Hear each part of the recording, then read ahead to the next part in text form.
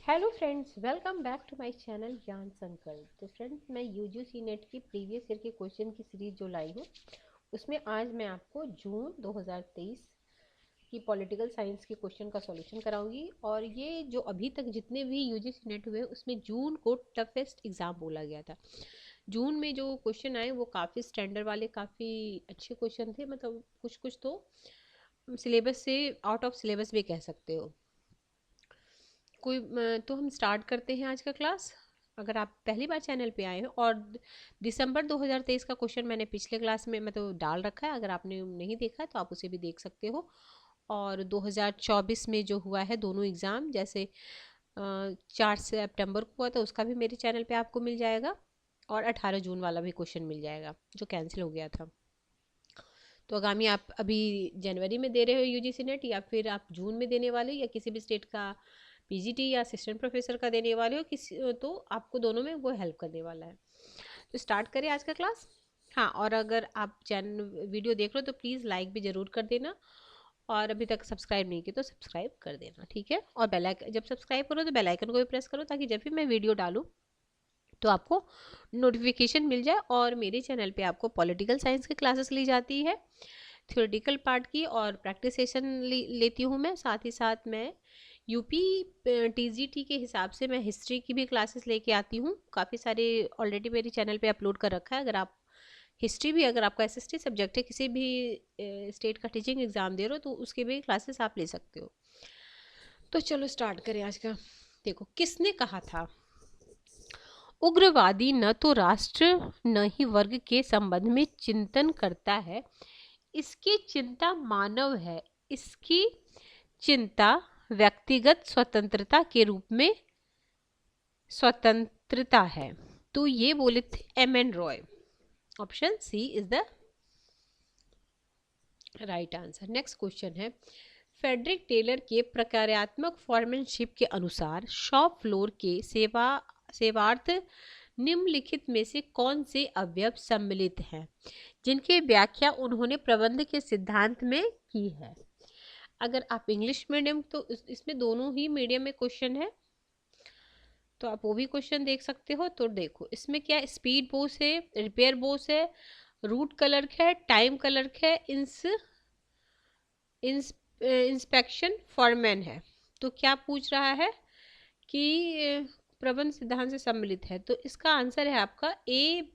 ये ए speed Bose, repair Bose, और फिर है ए, बी और ई इंस्पेक्शन फॉरमैन, ये हो जाएगा। तो देखो, प्रकार्यात्मक फॉर्मनशिप सिद्धांत आदेश की एकता का उल्टा है, ठीक है। प्रकार्यात्मक फॉर्मनशिप सिद्धांत है वो आदेश की एकता का उल्टा है। टेलर के अनुसार इस सिद्धांत में आदेश की एकता के बजाय प्रत्येक श्रमिक पर 8 पर्यवेक्षक होंगे, प्रत्येक श्रमिक के ऊपर 8 पर्यवेक्षक होंगे, जो इस प्रकार होंगे। किस प्रकार होंगे, देखो, एक नियोजन से जुड़ेंगे, एक योजना के क्रियान्वयन से जुड़ेंगे। तो नियोजन से, ये आप इसका स्क्रीनशॉट ले लो, आगामी एग्जाम में आपको काफी हेल्प करेगा। देखो, तो नियोजन से जो जुड़ेंगे, प्लानिंग से जो जुड़ेंगे,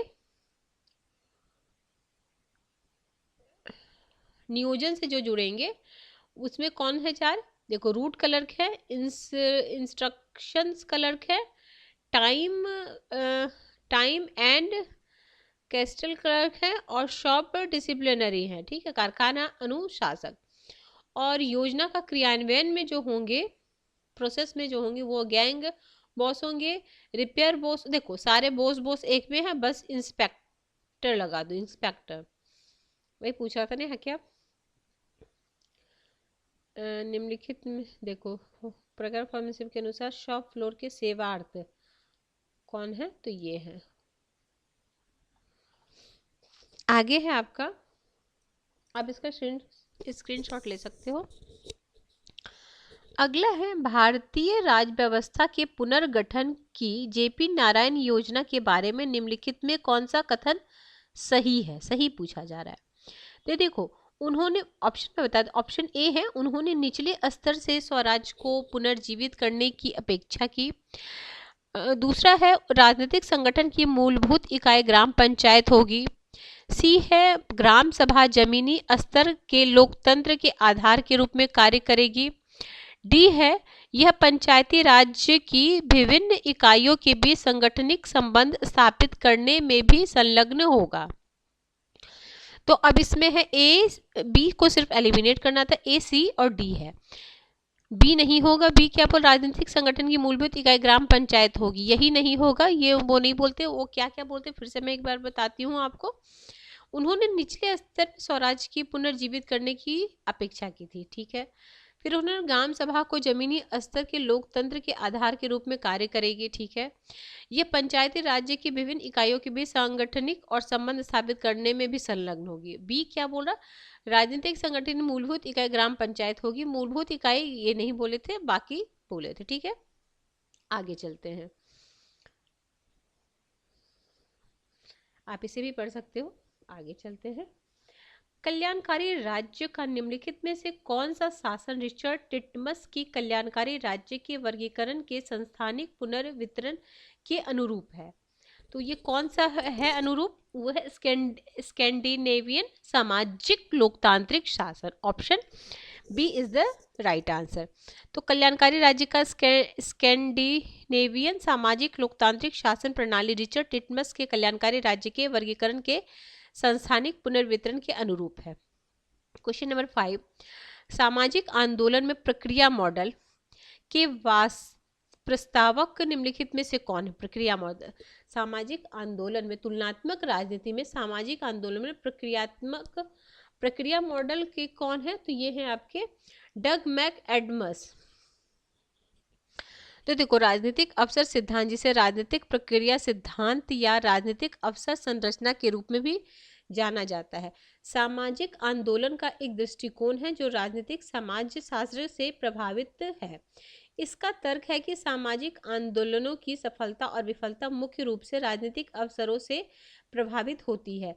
सामाजिक सिद्धांतकार डग मैकएडम, डेविड एस मेयर और सिडनी टेरे इस सिद्धांत के सबसे प्रमुख समर्थकों में से एक माने जाते हैं। अब एक का तो नाम है, और भी कौन कौन है सामाजिक सिद्धांतकार, डग मैकएडम्स, डेविड एस मेयर और सिडनी टेरे। अगला है, अंतर्राष्ट्रीय संबंध में शक्ति संतुलन प्रतिस्थापित करने के लिए प्रस्तावित आदर्शवादी विचार का मत क्या है। गुप्त कूटनीति, निशस्त्रीकरण, स्वेच्छाचारी शासन, युद्ध। तो निशस्त्रीकरण, डिसआर्मामेंट, ऑप्शन बी, तो आसान है। अगला है क्वेश्चन नंबर 7, क्वेश्चन नंबर 7 क्या, असर्शन नहीं, हाँ रुको, 2 सेंटेंस दिया है। देखो, फ्रांस में समाजवादी आंदोलन श्रेणीवाद के रूप में उत्पन्न हुआ, ठीक है। श्रेणीवाद में वर्ग संघर्ष के विचार को स्वीकार्यता नहीं दी गई, तो इसका 1 is correct but second is not correct, मतलब एक तो सही है बट ये नहीं सही है। अगला है, क्या है, निम्नलिखित में कौन सा कथन न्याय संगत युद्ध के सिद्धांतों का प्रतिनिधित्व करता है। अंतिम उपाय के रूप में युद्ध, युद्ध का प्रयोजन प्रतिशोध, युद्ध अनिवार्यतः नैतिक रूप से स्वीकार्य लक्ष्यों के आधार पर ही घोषित किया जाना चाहिए, युद्ध के फलस्वरूप हानि से अधिक लाभ होना चाहिए, समग्र बड़े स्तर पर आक्रमण सीमा पर होने वाले आक्रमण की न्यायोचित अनुक्रिया है। तो इसका हो ए सी डी, ए सी डी, ए सी डी, ठीक है।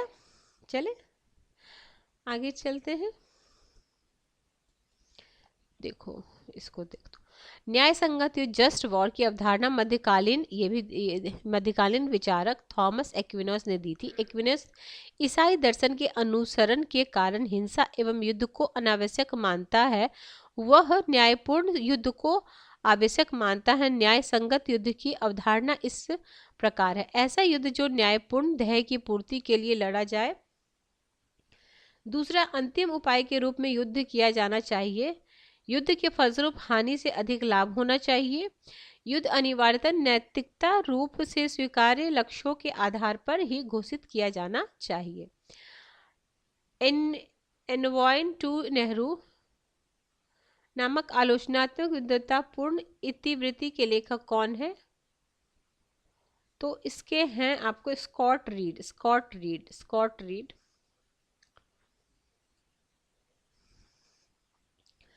आगे है आर्थिक वैश्वीकरण समृद्धि एवं सभी के लिए अवसर को प्रोत्साहित करता है।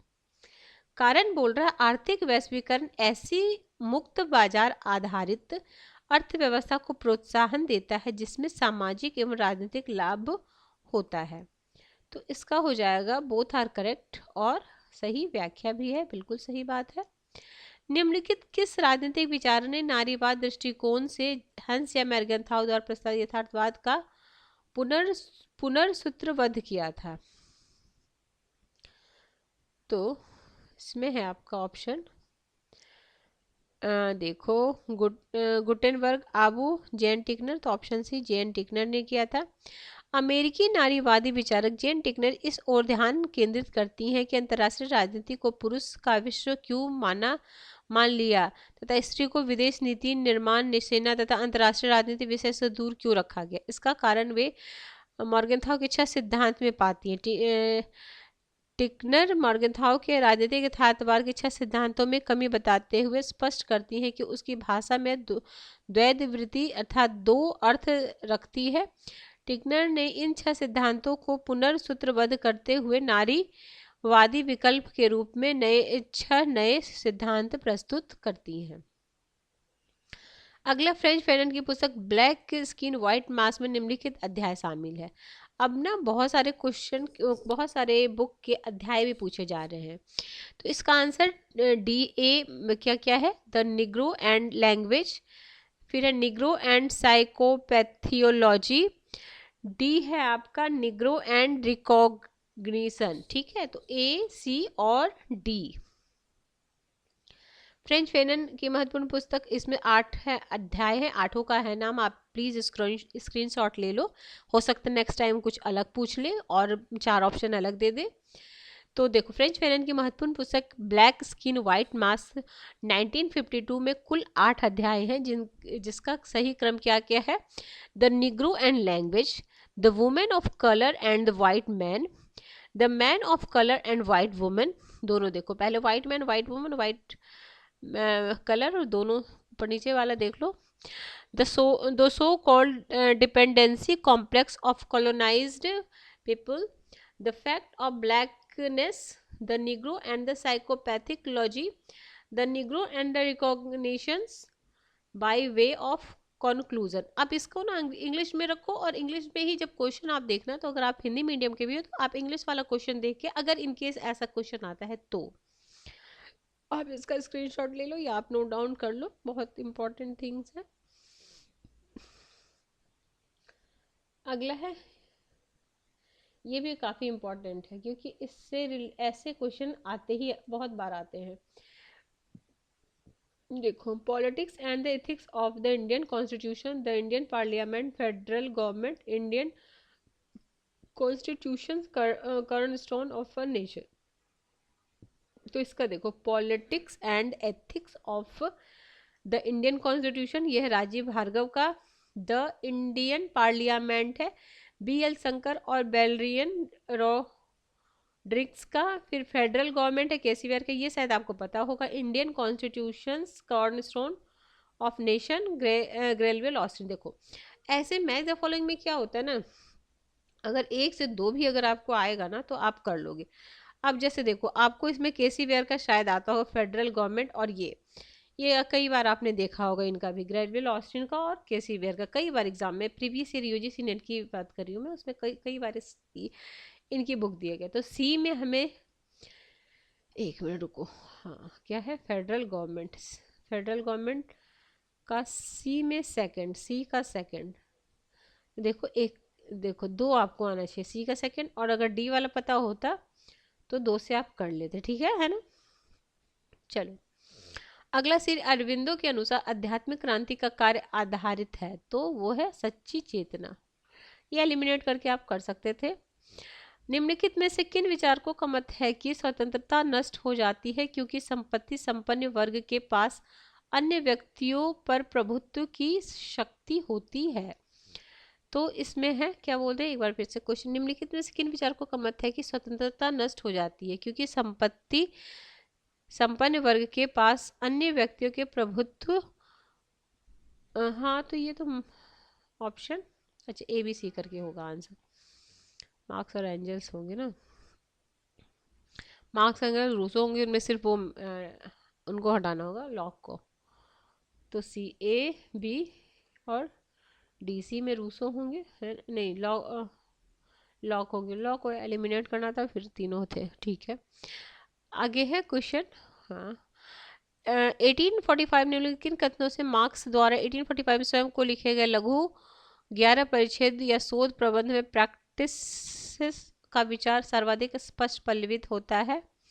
तो ये है बी आर नेल्सन का, B R Nelson, option B.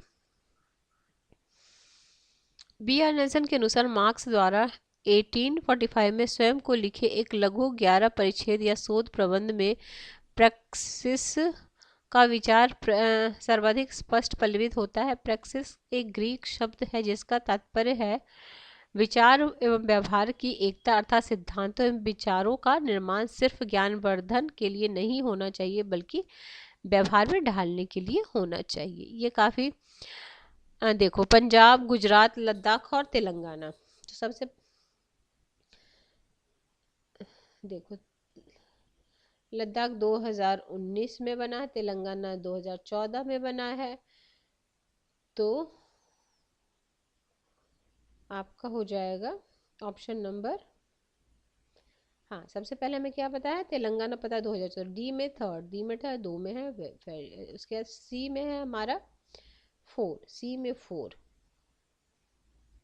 D में, सी में 4, उसके बाद पंजाब हुआ था आपका, गुजरात हुआ है 60 में, गुजरात और वो किससे अलग हुआ, महाराष्ट्र से, तो उस बी में सेकंड होगा, बी में सेकंड, ठीक है, तो ऊपर वाला ही हो जाएगा, ए हो जाएगा ना, क्योंकि पंजाब 66 में हुआ, हरियाणा पंजाब अलग हुआ, गुजरात और महाराष्ट्र 60 में हुआ है, लद्दाख 2019, तेलंगाना 2014।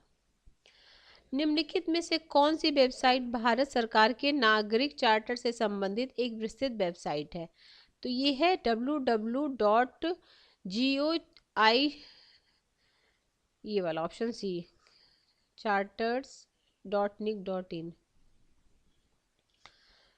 निम्न अरविंद पनगड़िया के अनुसार 1980 के दशक में निम्नांकित अर्थव्यवस्था में से किन दो कारणों के कारण भारतीय अर्थव्यवस्था की विकास दर में वृद्धि हुई? तो इसका है आंसर, निजी कंपनियों के लिए निर्यात प्रोत्साहन और फिर हो जाएगा अपेक्षाकृत अधिक यथार्थपरक विनियमन, ठीक है, बी और डी, तो ऑप्शन ए। अगला है, निम्नलिखित में से किस कथन से भारत में राजनीति का जेंडर के आधार पर प्रशासन होने के फलस्वरूप लोकतंत्र की जड़ें मजबूत होने का निरूपण नहीं होता? ठीक है, तो इसका 20 का सी है, ऊंची जाति की महिला द्वारा मुक्त क्रांति किया जाना, ऑप्शन सी। निम्नलिखित में कौन सी विधि नियम और संबंधित शासकीय सूचना को प्रकट उद्देश्य करती है? तो ये है आपका ए, बी और सी। तो देखो कौन कौन सा है, शासकीय अधिकारी गोपनीयता अधिनियम 1923, कमीशन ऑफ इंक्वायरी एक्ट 1952, भारतीय साक्ष्य अधिनियम 1872, ये वाला बस नहीं था, डी को एलिमिनेट करना था, तो ऑप्शन बी, ठीक है। 22, बी आर अम्बेडकर की रचना को उनके कालक्रम में व्यवस्थित कीजिए। एलिनेशन ऑफ का, ये भी कई बार एग्जाम में आता है, मतलब देखो कुछ कुछ थिंकर का, जैसे अम्बेडकर हो गए, गांधी हो गए, मार्क्स हो गए, इन सब के क्वेश्चन को आपको कालक्रम में सजाने को, ये यूजीसी नेट का ट्रेंड है, कई बार आया हुआ है। तो इन सबको के बुक को आप अपने जहाँ भी स्टडी करते हो वहाँ पे चिपका दो, ये तो कई बार इसको सुन लो। Annihilation of caste 1936, who is रुद्राक्ष 1946, the untouchable 1948, future of parliament democracy 1953। तो इस हिसाब से ऑप्शन डी हो जाएगा, ए बी डी सी। चलो आगे है वर्ष 2001 में रणनीतिक सहयोग अमेरिकी समर्थन में भारत के पहले की सूची निम्नलिखित में कौन से सम्मिलित है? तो ये है आपका सी ओनली। तो सी में क्या है? एनपीटी सितंबर 2005 में अंतर्राष्ट्रीय परमाणविक ऊर्जा अनुपालन शासी मंडल की बैठक में ईरान को एनटीपीसी के अनुपालन देश से घोषित करने में भारत ने अमेरिका साथ मतदान किया। तो ये ऑप्शन सिर्फ ओनली सी है। अगला, निम्नलिखित में से कौन सा वाक्य अमर्त्य द्वारा वर्णित समानता के दृष्टिकोण से संबंधित है? तो वो संबंधित है आपका, देखो कौन कौन सी समानता, ये नहीं, नैतिक का संबंध केवल एकता से नहीं, फिर है मूलभूत योग्यता संबंध। देखो बहुत ही मतलब अच्छे, बहुत ही मतलब उस समय जो जून वाला एग्जाम था काफी टफ लेवल का था। मूलभूत योग्यता संबंधित समानता उस नैतिक भलाई एवं आंशिक निर्देशन और समानता के विचार से सहसंबंध है। मूलभूत बी और क्या है? B C D. बी में है, बी में पढ़ लिए, सी में ठीक है। फिर मूलभूत योग्यता के सूचक तथा उपयोगिता का प्रयोग विभिन्न रूपों में किया जा सकता है। और ए क्या था? ए में था समानता की मूलभूत अभियोगिता नैतिक भलाई का एकमात्र निर्देशक होता है, यही नहीं था, बाकी ये तीनों था। अगला, निम्नलिखित पुस्तकों को उनके प्रकाशन वर्ष के आधार पर कालक्रम में सजाइए। अब आप इनके थिंकर को पता होगा तो आप कर सकते हो। Liberty of after freedom, 4 essays on liberty, Isaiah Berlin का the constitution of liberty, 2 concept of liberty. तो बर्लिन पुस्तक का सही क्रम देखो, 2 कॉन्सेप्ट ऑफ लिबर्टी है 1958, द कॉन्स्टिट्यूशन ऑफ लिबर्टी है 1960, 4 essays on liberty 1969, liberty after freedom 2022। आगे है आपका मैच करना है। हाँ, क्या है?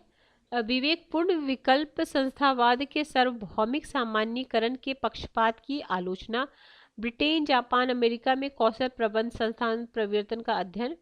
इसको मैच ही देखो, इसका सार्फ होगा विवेक विकल्प संस्था के सार्वभौमिक सामान्यीकरण के पक्षपात की आलोचना, शार्फ ब्रिटेन अमेरिका जापान और अमेरिका में कौशल प्रबंध में संस्थानिक परिवर्तन का अध्ययन, कैथलीन थैलीन समाजशास्त्रीय संस्थावाद का मूल, मेवर और रोबर तर्कमूलक संस्थावाद, कैंपबेल और पेडरसन।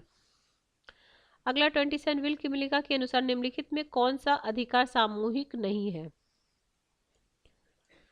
तो कौन सा अधिकार सामूहिक नहीं है? वो है आपका त्वरित विचार का अधिकार, right to speedy trial, option D. Okay, देखो बिल किमलिका ने अपनी रचना बहुसंस्कृति नागरिकता अल्पसंख्यक अधिकार का एक उदार सिद्धांत में तर्क दिया है। सामूहिक विशिष्ट अधिकार उदारवाद के अनुकूल और विशेष रूप से स्वीकार्य है। वह 3 ऐसे समूह विशिष्ट अधिकारों को परिभाषित करते हैं। पहला है विशेष समूह प्रतिनिधित्व अधिकार, स्वशासी अधिकार, बहुजातीय अधिकार, ठीक है। नेक्स्ट 28 सामूहिक कार्यवाही का तर्क, जिसमें तुलनात्मक राजनीतिक विश्लेषण में हित समूहों के अभियोजना की व्याख्या निम्नलिखित में से किस विद्वान द्वारा की गई है? तो ये मार्क ऑल्सन के द्वारा, ऑप्शन बी। निम्नलिखित में कौन चिंतक सार्वभौम लोकतंत्र के पक्षधर है? तो ये है कांट, ऑप्शन सी। ग्रामसी का अभिमत है कि, तो ग्रामसी का क्या है अभिमत? वो हो जाएगा ए बी, सारा कुछ है, एक बार हम पढ़ लेते हैं क्या है। देखो, प्रगति एक विचारधारा है जो है, और बिकमिंग एक दार्शनिक अवधारणा, बिकमिंग एक दार्शनिक अवधारणा, बिकमिंग एक दार्शनिक अवधारणा है जिसमें प्रगति का विचार अनुपस्थित है। प्रगति एक विशेष मन स्थिति पर निर्भर करता है। प्रगति और विकमिंग का उद्भव एक ही समय में होता है। तो ए बी सी डी सब सारा है, ठीक है।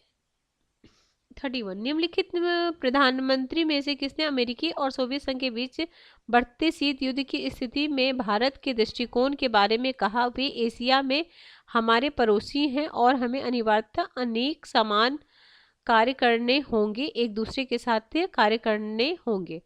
तो ऐसा बोले थे जवाहरलाल नेहरू, ऑप्शन ए। अगला है मैच करना, रॉबर्ट कॉक्स कोहेन और अलेक्जेंडर वेंट, रॉबर्ट वॉकर। तो ये भी आप लिख लो। देखो कॉक्स का क्या है, रॉबर्ट कॉक्स का है सामाजिक ताकत और राज्य के, इसका आंसर ए है मैच। देखो सामाजिक ताकत राज्य के स्वरूप और वैश्विक व्यवस्था के मध्य अंतःक्रिया, रॉबर्ट कोहेन सहयोग एवं अंतर्राष्ट्रीय प्रतिष्ठानों का प्रभाव, अलेक्जेंडर वेंट का सामाजिक संरचनाओं में रचनावादीवाद और रॉबर्ट वॉकर मुख्य बल सातत्य और सामाजिक संरचना में दोहराव पुनरावृत्ति। तो ऑप्शन ठीक है, इसको आप ले सकते हो स्क्रीनशॉट। 33 है राजीव गांधी की इच्छा देश 5 महाद्वीप शांति पहल पर सहयोग का उद्देश्य वाला अभियान था। तो वो था आपका नाभिकीय परमाणु परीक्षण को समाप्त करने हेतु, ऑप्शन फर्स्ट। सीमित मताधिकार की शुरुआत की गई किस अधिनियम के द्वारा? संविधान के किस अधिनियम के द्वारा? तो 1992, option A is the right answer. Question number 35, Kautilya के अनुसार भावी आक्रांता अपने राज्यों के प्रभुत्व वाले क्षेत्र में विदेश नीति के 6 विधियों में निम्नलिखित में किनका प्रयोग करता है? तो किनका प्रयोग करता है? तो ये हो जाएगा ये शांति स्थापना, फिर हो जाएगा शांत रहना, और डी है आपका समर्थन प्राप्त करना। गैर अहिंसा की स्थिति बनाए रखना ये नहीं होगा, बी को एलिमिनेट कर देते तो आपका आंसर आ जाता। देखो इसमें कौन सा है? 6 जो है संधि, विग्रह, यान, आसन, संश्रय, द्वैधीय भाव। ठीक है, सस्टांग थ्योरीज को बोलते हैं। ठीक है, तो ठीक है फ्रेंड्स, आज मैं 35 ही क्वेश्चन कराऊंगी। नेक्स्ट क्लास में जो रेस्ट इसमें क्वेश्चन बचे सारा करा दूंगी। तो अगर आपको किसी वजह से ये चैनल हेल्प करा तो प्लीज़ चैनल को सब्सक्राइब कर ले, सब्सक्राइब करके बेल आइकन को प्रेस करें ताकि जब भी मैं वीडियो डालो तो आपको नोटिफिकेशन मिल जाए। तो हम मिलते हैं नेक्स्ट वीडियो में। Till then bye bye.